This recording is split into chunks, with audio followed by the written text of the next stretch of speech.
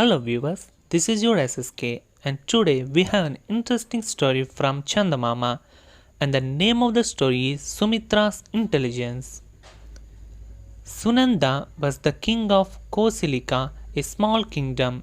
It was attacked a couple of times by bigger neighboring states. Though King Sunanda displayed much courage and tenacity and won those battles, the wars cost him very dear. The kingdom became poorer and poorer. The king as well as the people were worried about this. They were also worried because King Sunanda did not have any heir. Long back during the reign of King Sunanda's father, the king of Kaundinya and a neighboring kingdom has looted the king country. He did not take the booty with him but has buried it in a cave. An aged minister suggested a plan to the king. Why don't we send someone to the cave to recover the loot? It will help our country in this difficult period of financial trouble, said the minister. But many persons have lost their lives trying to enter the cave. Is it wise to try again now? Reminded the king. The minister suggested that this was perhaps the right time. We can also announce that the person who brings the loot back will be made the crown prince of the kingdom. As you are childless, this kingdom does not have an heir, and that has also been a worry for all of us here. This scheme will solve both the problems. Our financial position will improve, and we will also get an heir to the throne. The king announced this to his subjects. After a week, a youth named Sumitra volunteered to do the job. He asked for 10 pregnant horses and a torch.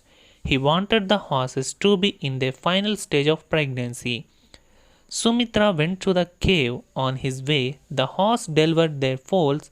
He took the horses with him, leaving the young ones behind. He took the torch, lit it, and went to the cave. On entering the cave, he found many dead bodies and skeletons there. He had to go deep into the cave. There he found the gold. He loaded the loot on each of the horsebacks, and suddenly the torch went off. He groped in the dark and climbed onto the back of one of the horses.